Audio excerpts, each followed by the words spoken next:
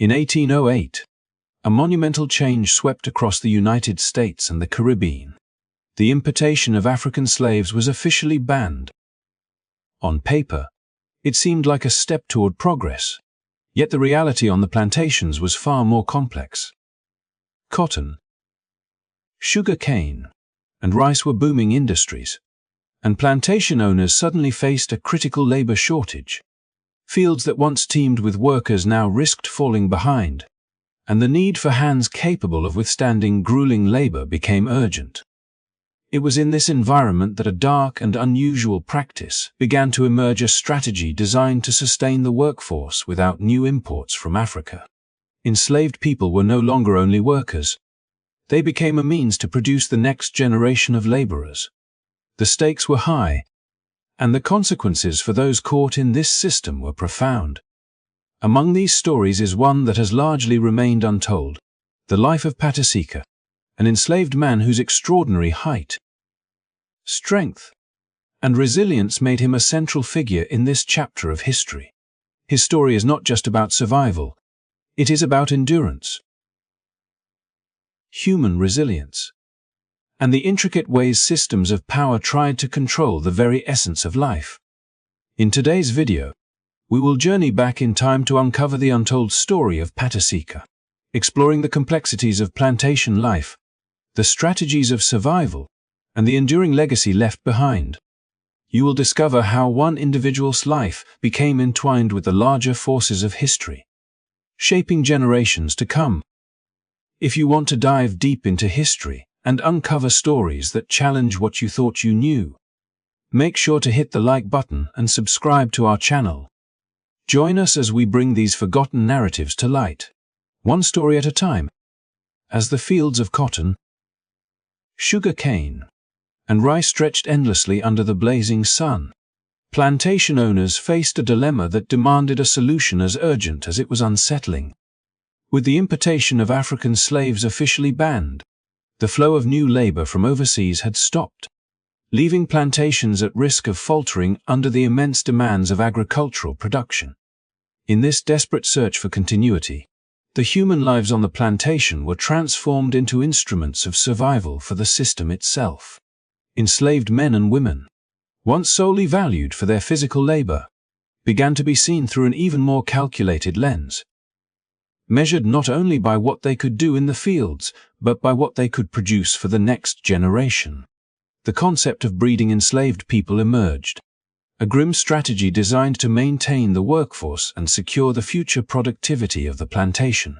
This practice gave rise to a vocabulary that reflected its cold pragmatism, introducing terms like breeder to denote those selected for their reproductive potential, and too old to breed to mark the point at which an individual was considered past the age of usefulness for the system's purposes. These words, clinical and impersonal, disguised the deeply personal and human tragedy at their core, reducing the complex lives, hopes, and aspirations of real people to a matter of numbers and perceived utility. The selection process was deliberate, guided by physical attributes and perceived strengths, as plantation owners sought men and women who could pass on traits deemed valuable: height, strength, health, endurance, and sometimes even lighter skin or certain facial features, so that their offspring would inherit the qualities necessary to thrive under relentless labor. Every child born under this system was immediately tied to the economic interests of the plantation rather than to the bonds of family, and each birth carried the weight of sustaining an institution built on control and exploitation. Among those designated for this purpose was Pata Seca, a man whose extraordinary stature and commanding presence made him an ideal candidate in the eyes of his owner, a living embodiment of the traits that the plantation sought to perpetuate. Yet even as he became central to the plantation's plan, Pata Seca's life was a mixture of enforced duty and unusual privilege, marked by a rare mobility and responsibilities that shielded him from some of the harshest labor endured by others. Despite these privileges, the true cost of this system fell most heavily on the children born under it, including the hundreds fathered by Pata Seca, whose lives were defined by toil, separation from family, and a denial of the childhoods that should have been theirs. The calculated efforts to control reproduction, to mold the next generation according to the demands of labor, reveal the intricate and unrelenting ways in which the institution of slavery extended its influence beyond immediate work, shaping the lives of individuals and families in ways that resonated across generations. Through the lens of this story, the reader sees not only the ingenuity and resourcefulness imposed by a system that sought to survive at all costs, but also the enduring resilience of those forced to endure it. Testament to human endurance amidst circumstances designed to strip away autonomy, identity, and hope. In this interwoven reality of exploitation and survival, the practice of breeding enslaved people stands as a stark reminder of the lengths to which the system went to secure its own continuity, transforming human lives into instruments of necessity, forever altering the fabric of countless families and communities. Within the sprawling plantations of Brazil and the Caribbean, the lives of enslaved men and women became subject to a form of scrutiny that went far beyond their ability to labor in the fields, extending into the most intimate and personal aspects of their existence. Plantation owners, driven by both necessity and profit, began to evaluate individuals not only for their strength, endurance, and skill in agricultural work but also for qualities that might be passed on to future generations. Physical traits: height, muscular build, stamina, and overall health were carefully noted, and in some cases, aesthetic attributes such as skin tone or facial features were weighed as if they were commodities on a ledger, increasing the perceived value of each person and their potential offspring. In this system, human beings were reduced to a set of criteria, appraised not for their intelligence, personality, or desires, but solely for their utility in sustaining the plantation's labor force and profitability. Amid this calculated process, the life of Pata Seca emerges as both extraordinary and tragic, a lens through which the broader practices of the era can be understood. Standing at over 7 feet tall with long, slender legs and enormous hands, he embodied the physical ideals that plantation owners sought to perpetuate in the next generation. As such, he was placed in a position that both elevated and constrained him, while he was spared the back-breaking labor endured by many others. His days were still dictated by the expectations of his owner, and his body was treated as a tool to produce the next wave of workers. Every child he fathered was immediately considered part of the economic strategy of the plantation, their lives shaped by the system before they were even born. These children inherited not only their father's physical strength, but also the oppressive circumstances of slavery, beginning lives of hard labor, separation from family, and limited opportunities for education or self-determination. The selection of individuals for reproductive purposes was not haphazard. It was a deliberate and calculated extension of the commodification that defined every aspect of plantation life. Men and women were evaluated, chosen, and assigned roles based on how effectively they could sustain the labor system through their offspring. Families were fragmented, intimate relationships manipulated, and the natural bonds between parents and children were subordinated to the interests of the plantation. Economy. Even as Pata Seca's own position granted him a degree of mobility and certain privileges, the system he served remained indifferent to the human costs, treating lives as variables in a methodical, profit-driven equation. This practice reveals a chilling dimension of slavery, one in which control extended beyond immediate work into the very creation of life itself, shaping entire generations according to the desires of those in power. Through Pata Seca's story, the human consequences of this calculated commodification are starkly visible. The loss of autonomy, the manipulation of family structures, and the deliberate engineering of human lives to meet economic goals. Yet within this story of oppression, there is also a testament to endurance. Despite the constraints imposed upon him and the suffering experienced by his children, Pata Seca's existence reflects resilience, adaptability, and survival in a system designed to erase individuality and humanity. The choices made by those in power illuminate the cold logic of the era, while the lives of the enslaved reveal the enduring spirit that persisted even in the most dehumanizing circumstances. A legacy that continues to echo through history and the descendants who carry it. In the heart of 19th century Brazil, amidst the endless fields of sugar cane and the constant hum of plantation life, a man emerged whose very presence seemed to command attention, not just for his towering stature, but for the role fate had thrust upon him. Roque José Florencio, known among the enslaved community and eventually to history as Pata Seca, was no ordinary man, standing over 7 feet tall with long, lean limbs and hands that seemed to stretch beyond proportion. He was singled out by his owner for a purpose that would define his life and leave a legacy reaching far beyond the boundaries of the plantation. Pata Seca was designated specifically as a breeder, a living instrument in a system that sought to ensure the continuity of labor through controlled reproduction. His physical presence, remarkable even among other enslaved men, was seen as an asset, a vessel through which the next generation of workers could be forged, each child a product of calculation rather than chance, conceived to meet the demands of an economy built on human toil. Yet, Pata Seca's life was a paradox, a mixture of privilege and subjugation, of agency granted and autonomy stripped away, while his fellow slaves endured relentless field labor under the scorching sun. His duties were different, often involving tasks that required movement across the plantation, such as delivering messages or tending to animals, work that allowed him a rare glimpse of freedom within a world tightly bound by control.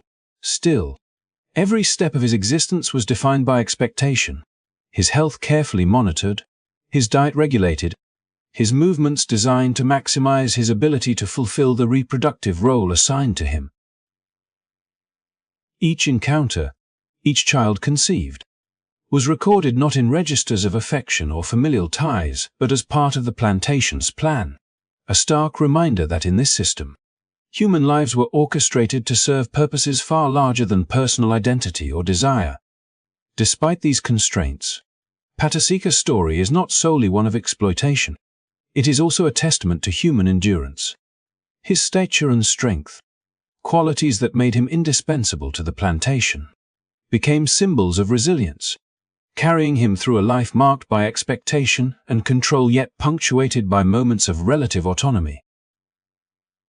Through him, one can trace the mechanisms of a society that measured individuals in terms of labor and reproductive potential, where the private and intimate were subject to calculation and commodification. The hundreds of children he fathered were dispersed across plantations, their lives shaped before birth by the demands of a system that recognized neither parental bond nor individual will. Yet each carried forward a piece of Pata Seca's lineage, a silent testament to his existence in the face of dehumanizing forces. In examining Pata Seca's life, the reader is confronted with the duality of his existence, the enforced purpose that dictated much of his days, and the rare privileges that allowed him glimpses of life beyond the fields.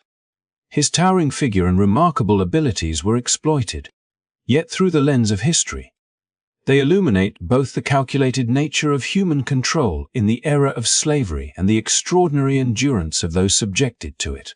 Pata Seca stands as a figure where the human and the systemic intersect, his story revealing the lengths to which society went to perpetuate labor, while also highlighting the resilience that persisted within the individuals it sought to contain.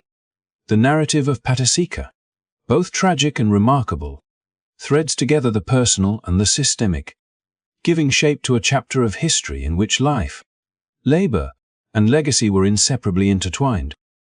Among the endless stretches of sugar cane and the backbreaking fields of Brazilian plantations, Pata Seca's life unfolded differently from those around him, offering a glimpse into a rare form of autonomy within the rigid structures of enslavement.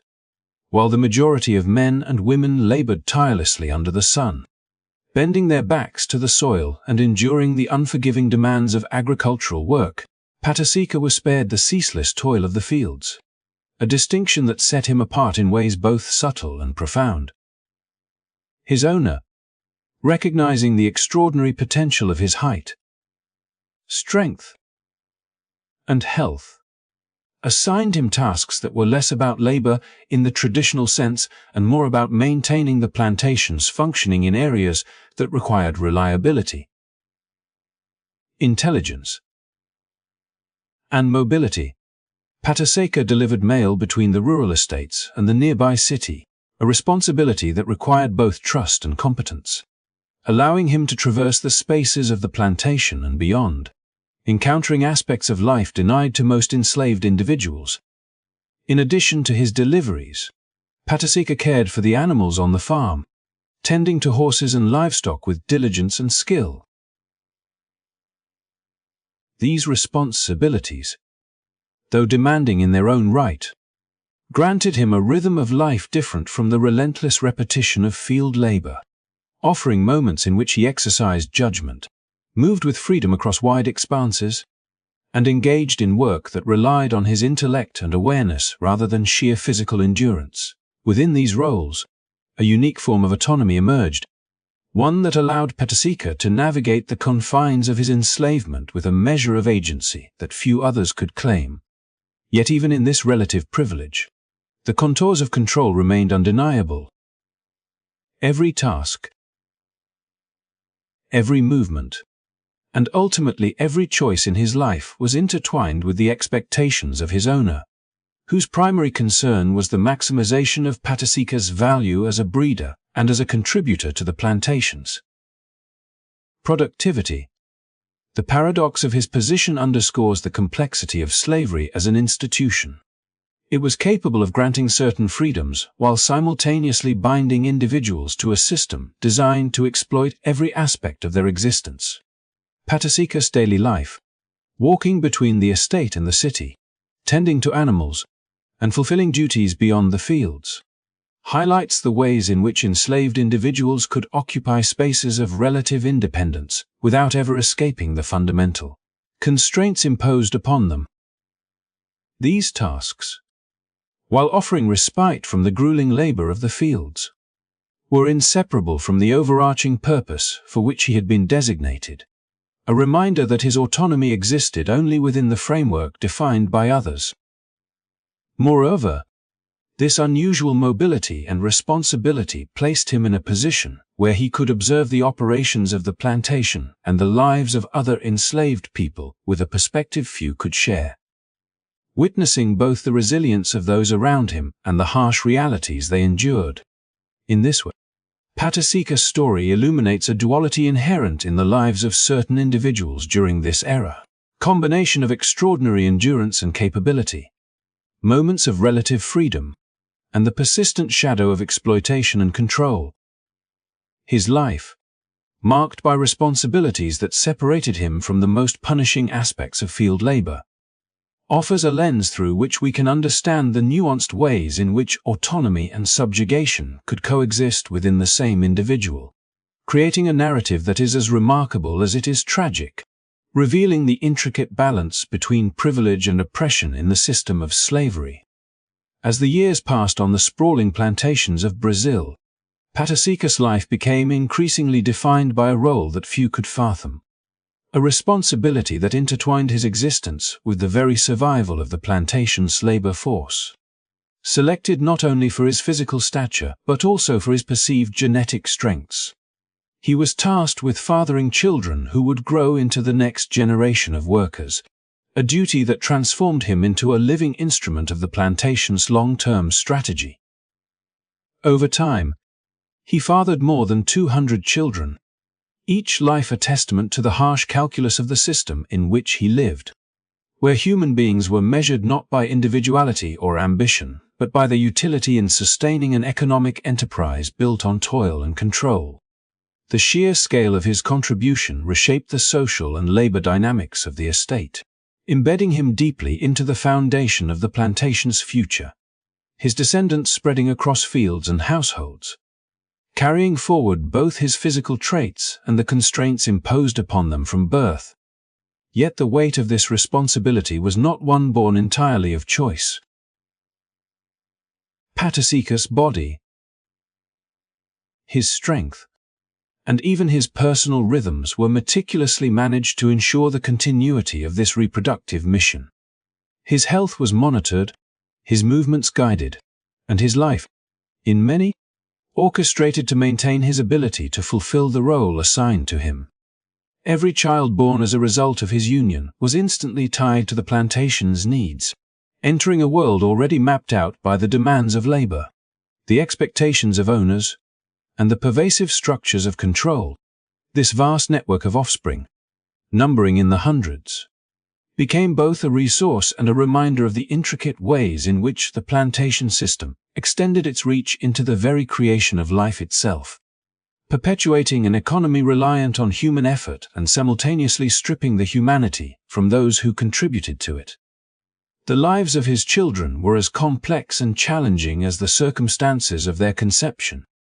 They were born into a world where family bonds were secondary to the imperatives of labor, often separated from mothers, siblings, and any semblance of normal childhood, and thrust into roles designed to sustain the productivity of the estate. The scope of Pata Seca's paternity, immense and far-reaching, illustrates the stark reality of how deeply the institution of slavery could manipulate human lives, shaping entire generations according to economic priorities rather than personal connections or social bonds. Through these hundreds of children, his influence spread beyond his own daily actions, embedding him into the fabric of the plantation society, and leaving an imprint that, while largely hidden, would persist across decades and communities.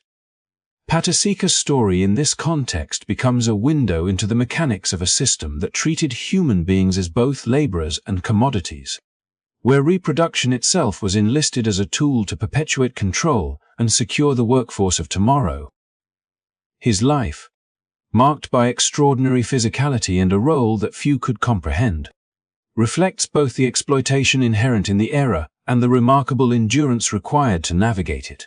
Each child he fathered represents not only the continuation of labor, but also the endurance of human resilience within a system designed to dominate, control, and dehumanize, revealing the profound intersections of survival, responsibility, and identity in a world where the boundaries between life and labor were tragically blurred.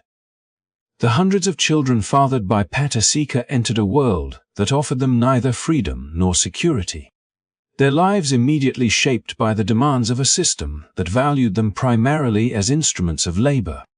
From the moment they were born, their identities were intertwined with the plantation's needs, and their days quickly became a relentless cycle of work and control.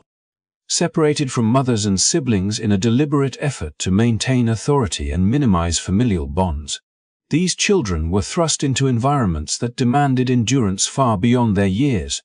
Fields of cotton, sugar cane, and rice awaited them, where the sun's heat beat down relentlessly, and the tasks required strength, stamina, and unwavering obedience. There was little room for play, laughter, or the small joys that mark childhood, as survival and productivity became the sole measures of their existence.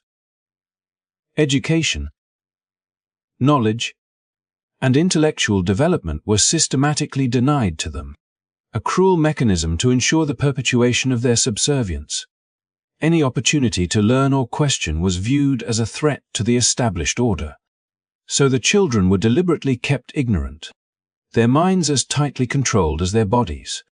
In homes and fields alike, punishment was swift and often severe, a constant reminder of their perceived place in the hierarchy of the plantation. Physical discipline, harsh labor, and emotional deprivation were normalized, teaching fear and compliance in equal measure, while the children navigated a world in which their individuality was consistently subordinated to the will of those who claimed ownership over them. The psychological impact of such conditions was profound, as bonds of trust and affection were fractured before they could fully form. Mothers were forced to labor separately from their children, siblings could be scattered across different households, and any sense of family cohesion was undermined to maintain the control of the plantation.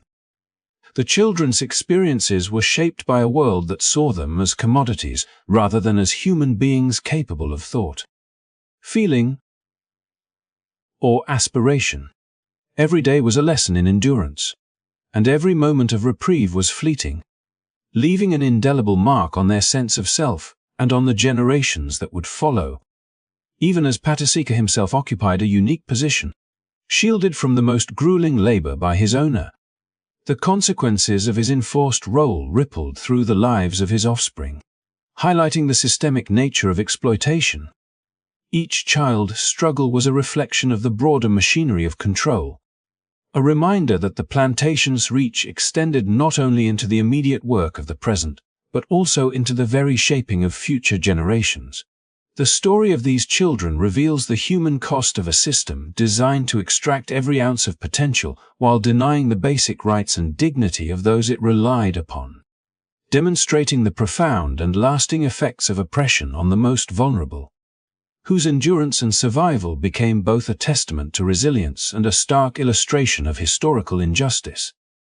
Through the lens of Pata Seca's progeny, the reader gains a deeper understanding of the intergenerational consequences of slavery, where physical endurance, forced separation, and systemic denial of opportunity combined to produce lives marked by hardship and resilience, shaping communities and legacies long after the fields that demanded their labor were left behind. The end of slavery in Brazil in 1888 marked a profound turning point in the life of Pata Seca, offering him a freedom that had been unimaginable for most of his years yet was still shaped by the weight of his extraordinary past. No longer confined by the strictures of the plantation, he embarked on a new chapter defined by choice, responsibility, and the pursuit of a life built on his own terms. It was during this period of newfound liberty that he formed a family of his own, marrying a woman named Palmera and together raising 9 children who would grow up under his guidance, nurtured and protected in ways his hundreds of other offspring had never experienced. This family, created in freedom rather than imposed by necessity, became the center of his life, a living testament to resilience and the possibility of rebuilding what had been fractured by generations of systemic control. In addition to establishing a family, Pata Seca embraced the life of a farmer, turning his labor and knowledge toward cultivating sugar cane on a plot of land gifted to him by his former owner. This land, once part of the system that had controlled and dictated his existence, became a canvas upon which he could construct a legacy of autonomy, productivity, and dignity.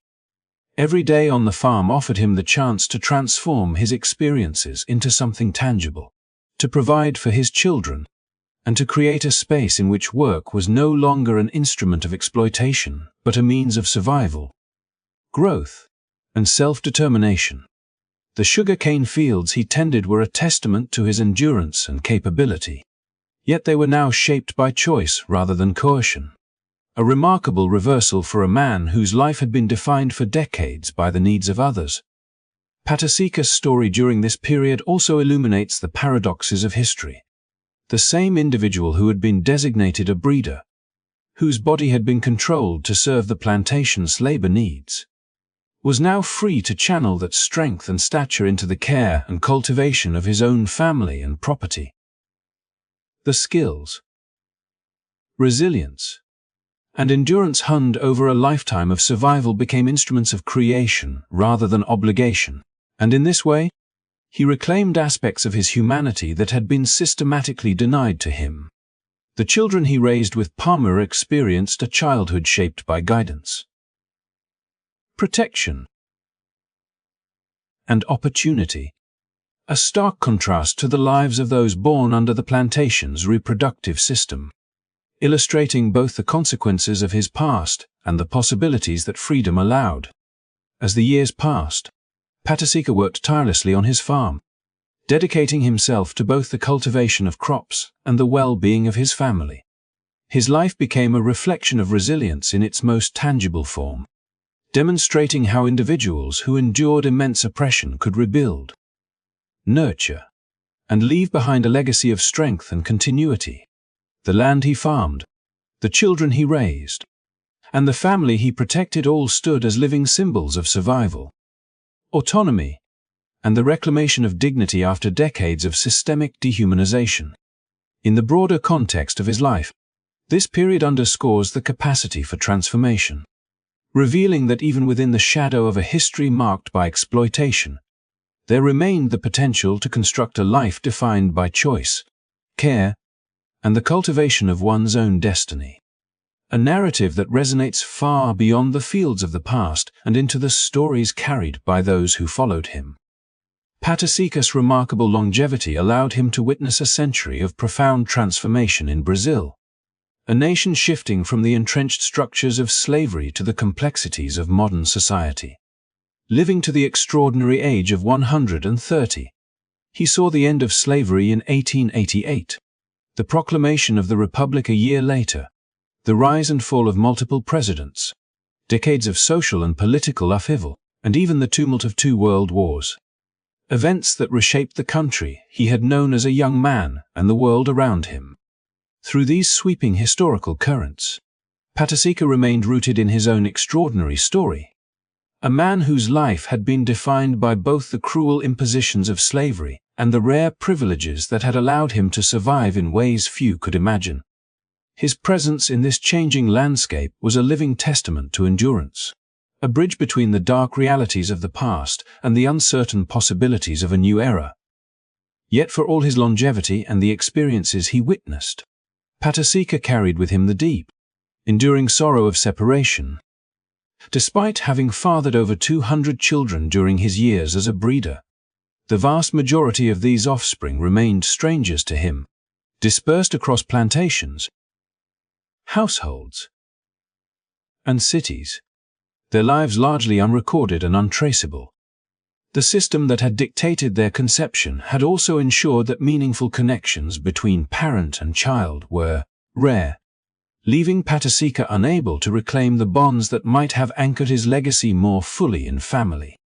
Even as he built a new life with Palmyra and their 9 children, the shadow of the hundreds of others loomed over him, a constant reminder of the costs exacted by a system that treated human beings as instruments of economic design rather than as people with inherent rights and emotional needs. This paradox of living an extraordinarily long and eventful life, while being denied the chance to know most of his own children, highlights the enduring human consequences of the era's brutal practices. Pata Seca's daily life in later years was shaped by both memory and absence, a mixture of pride in survival and grief for the familial connections that were forever lost to circumstance.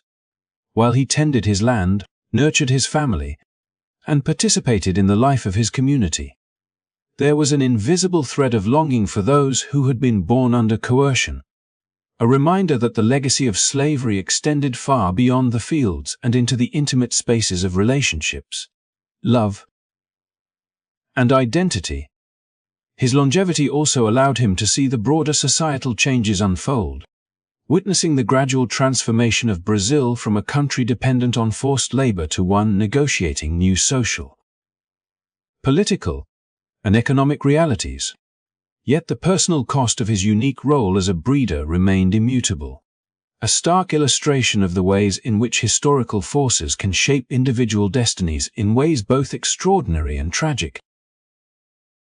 Pata Seca's life, spanning more than a century, becomes not merely a chronicle of survival, but a lens through which to understand the profound intersections of history, oppression, resilience, and the unfulfilled human connections left in the wake of exploitation.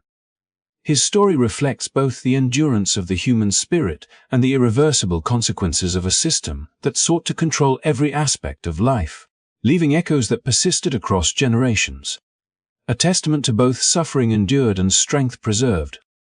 Pata Seca's life stands as a stark reminder of the calculated cruelty and dehumanizing logic that underpinned the institution of slavery, a system that viewed human beings not as individuals with inherent dignity, but as commodities to be shaped, exploited, and reproduced for the benefit of others.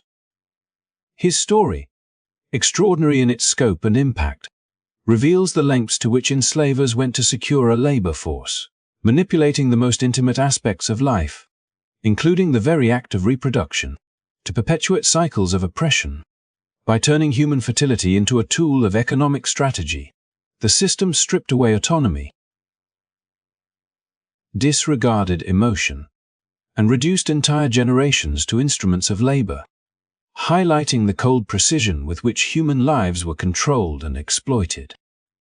Pata Seca, towering and resilient, was caught in this machinery, yet his life also illustrates the human capacity for endurance, adaptation, and resilience even under unimaginable constraints. Despite the oppressive circumstances he endured, Pata Seca's story also carries a message of survival and transformation. After slavery's abolition, he was able to create a family, cultivate land, and build a life that reflected agency, care, and continuity beyond the system that had sought to define him entirely by his utility. Yet, the shadow of his enforced role remained visible in the lives of the hundreds of children he fathered under coercion, many of whom he never knew. This contrast between control and autonomy, suffering and resilience, oppression and the reclamation of life, makes Pata Seca's story both tragic and profoundly instructive. It invites reflection on the enduring consequences of systems built on dehumanization and on the strength required to navigate and survive them. His narrative also serves as a broader lens into the historical realities of slavery, illustrating how economic imperatives were often placed above human dignity, and how entire social systems were designed to perpetuate subjugation across generations. Pata Seca's experiences make clear the intimate human costs behind historical statistics, offering a deeply personal perspective on how the institution of slavery reached into the private and generational lives of those it affected. Through his life, we understand not only the scale of the exploitation but also the remarkable resilience of those who lived through it, who endured suffering while carving out spaces of survival, continuity, and hope for the future. Thank you for taking the time to learn about Pata Seca's story and the broader history it reflects. By understanding these narratives, we honor the lives and struggles of those who endured unimaginable hardship. If you found this story enlightening and important, please make sure to like this video and subscribe to our channel to stay informed about more untold stories from history, ensuring that these lessons are not forgotten and that the voices of the past continue to be heard and remembered.